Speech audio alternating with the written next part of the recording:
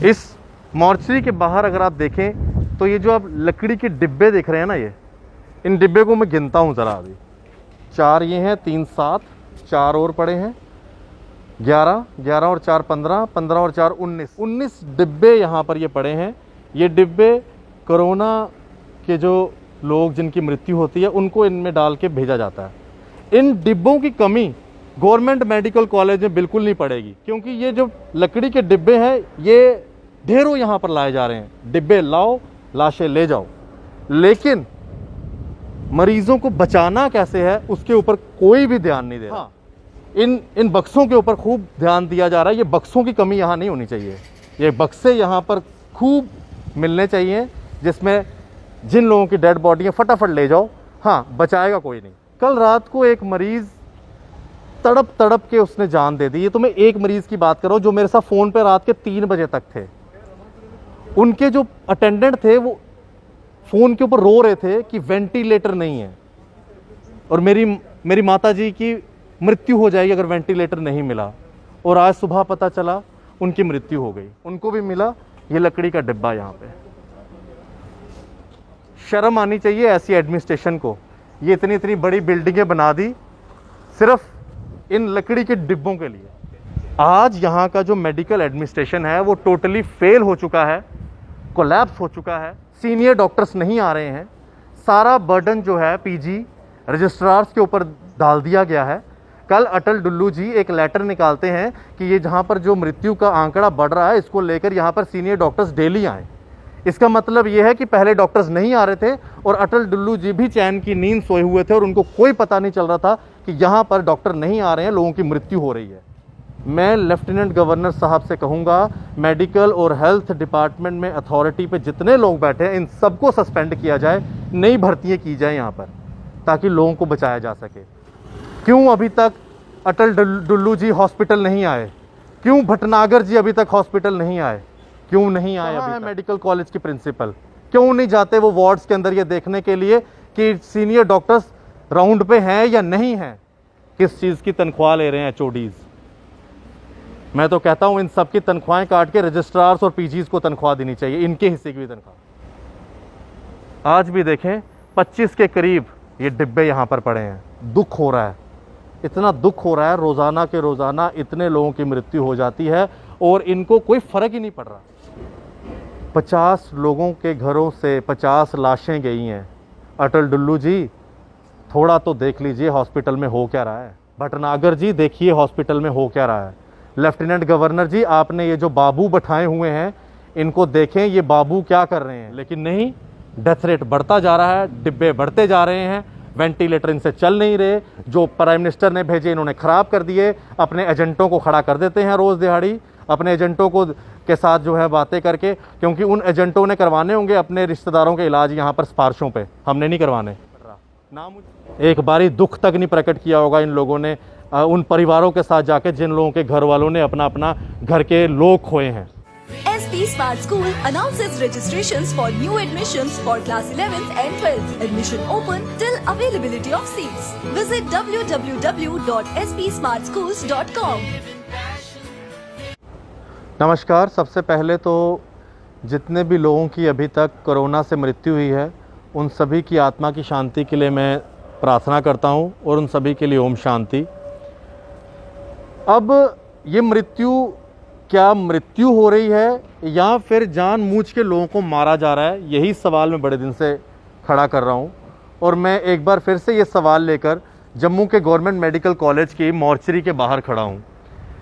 इस मॉर्चरी के बाहर अगर आप देखें तो ये जो आप लकड़ी के डिब्बे देख रहे हैं ना, ये इन डिब्बे को मैं गिनता हूँ ज़रा। अभी 4 ये हैं, 3 7, 4 और पड़े हैं, 11, 11 और 4 15, 15 और 4 19, 19 डिब्बे यहाँ पर ये पड़े हैं। ये डिब्बे कोरोना के जो लोग जिनकी मृत्यु होती है उनको इनमें डाल के भेजा जाता है। इन डिब्बों की कमी गवर्नमेंट मेडिकल कॉलेज में बिल्कुल नहीं पड़ेगी, क्योंकि ये जो लकड़ी के डिब्बे हैं ये ढेरों यहाँ पर लाए जा रहे हैं। डिब्बे लाओ, लाशें ले जाओ, लेकिन मरीजों को बचाना कैसे है उसके ऊपर कोई भी ध्यान नहीं दे रहा। हाँ, इन बक्सों के ऊपर खूब ध्यान दिया जा रहा है। ये बक्सों की कमी यहाँ नहीं होनी चाहिए। ये बक्से यहाँ पर खूब मिलने चाहिए, जिसमें जिन लोगों की डेड बॉडी है फटाफट ले जाओ। हाँ, बचाएगा कोई नहीं। कल रात को एक मरीज़ तड़प तड़प के उसने जान दे दी। ये तो मैं एक मरीज़ की बात कर रहा हूँ जो मेरे साथ फ़ोन पे रात के 3 बजे तक थे। उनके जो अटेंडेंट थे वो फ़ोन के ऊपर रो रहे थे कि वेंटिलेटर नहीं है और मेरी माता जी की मृत्यु हो जाएगी अगर वेंटिलेटर नहीं मिला। और आज सुबह पता चला उनकी मृत्यु हो गई। उनको भी मिला ये लकड़ी का डिब्बा। यहाँ पे शर्म आनी चाहिए ऐसी एडमिनिस्ट्रेशन को। ये इतनी इतनी बड़ी बिल्डिंगें बना दी सिर्फ इन लकड़ी के डिब्बों के लिए, ना कि लोगों को बचाने के लिए। आज यहाँ का जो मेडिकल एडमिनिस्ट्रेशन है वो टोटली फेल हो चुका है, कोलैप्स हो चुका है। लोगों की जो कंडीशन है उसको प्रॉपरली मॉनिटर नहीं किया जा रहा है। सीनियर डॉक्टर्स नहीं आ रहे हैं। सारा बर्डन जो है पीजी रजिस्ट्रार्स के ऊपर डाल दिया गया है। कल अटल डुल्लू जी एक लेटर निकालते हैं कि ये जहाँ पर जो मृत्यु का आंकड़ा बढ़ रहा है इसको लेकर यहाँ पर सीनियर डॉक्टर्स डेली आएँ। इसका मतलब ये है कि पहले डॉक्टर्स नहीं आ रहे थे और अटल डुल्लू जी भी चैन की नींद सोए हुए थे और उनको कोई पता नहीं चल रहा था कि यहाँ पर डॉक्टर नहीं आ रहे हैं, लोगों की मृत्यु हो रही है। मैं तो फिर भी धन्यवाद करूँगा यहाँ के जो पीजी रजिस्ट्रार्स हैं, नर्सिज़ हैं, जिन्होंने कई लोगों को यहाँ पर बचाया है।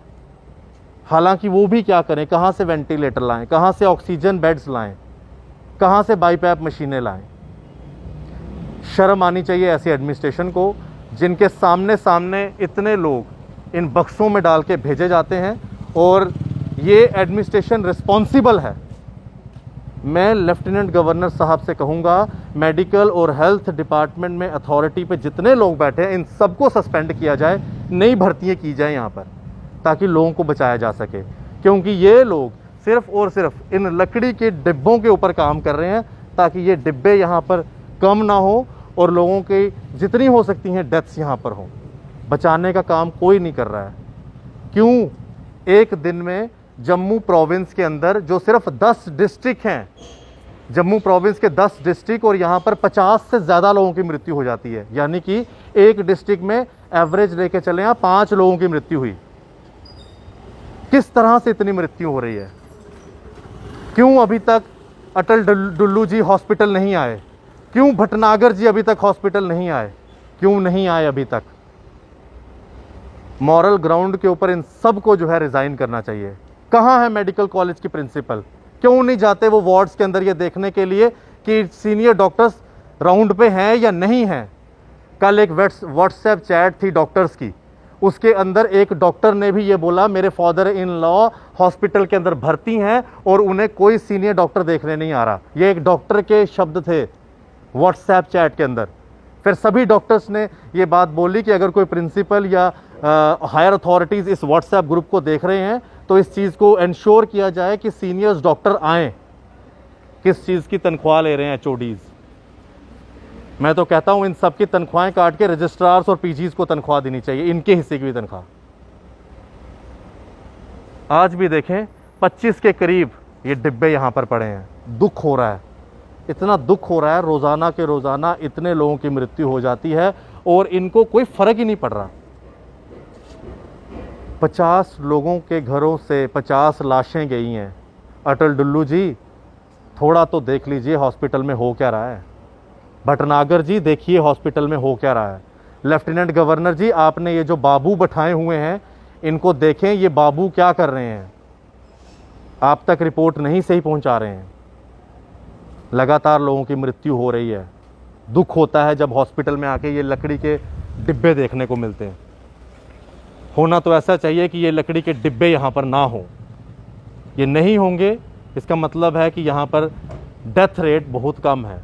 लेकिन नहीं, डेथ रेट बढ़ता जा रहा है, डिब्बे बढ़ते जा रहे हैं, वेंटिलेटर इनसे चल नहीं रहे। जो प्राइम मिनिस्टर ने भेजे इन्होंने ख़राब कर दिए। अपने एजेंटों को खड़ा कर देते हैं रोज़ दिहाड़ी, अपने एजेंटों को के साथ जो है बातें करके, क्योंकि उन एजेंटों ने करवाने होंगे अपने रिश्तेदारों के इलाज यहाँ पर सिफारिशों पे। हमने नहीं करवाने। ना मुझे कोई बोले सिफारिश करने के लिए कि हमारे मरीज़ यहाँ पर हॉस्पिटल में हैं तो आशीष जी जाइए सिफारिश कीजिए। ना मैं सिफारिश कर सकता हूँ और ना मैं करने वाला हूँ। ये काम रखा हुआ कुछ एजेंटों के लिए जो यहीं पर मंडराते रहते हैं और उनकी वाहवाही करते रहते हैं। उन्हीं के पास जाइए। हम तो लोगों की जान बचाने का काम कर रहे हैं और तब तक आवाज़ उठाते रहेंगे जब तक ये लोग अपने आप को रिस्पॉन्सिबल नहीं मानते कि यहाँ पर जितनी मृत्यु हुई हैं उनका कारण ये एडमिनिस्ट्रेशन के लोग हैं, ये अथॉरिटीज़ के लोग हैं।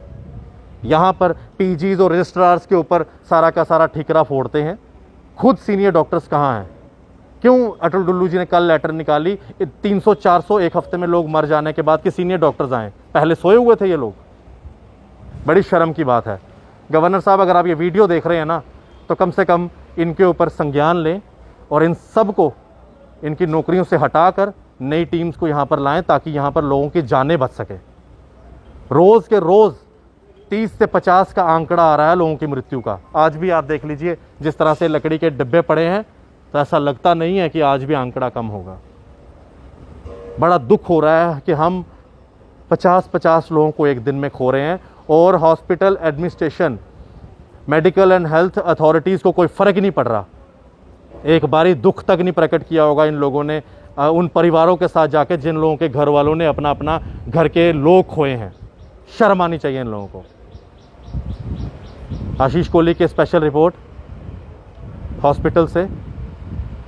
मैं एक बार फिर से सभी को श्रद्धांजलि दूंगा जिन लोगों की मृत्यु हुई है कोरोना के चलते। ओम शांति।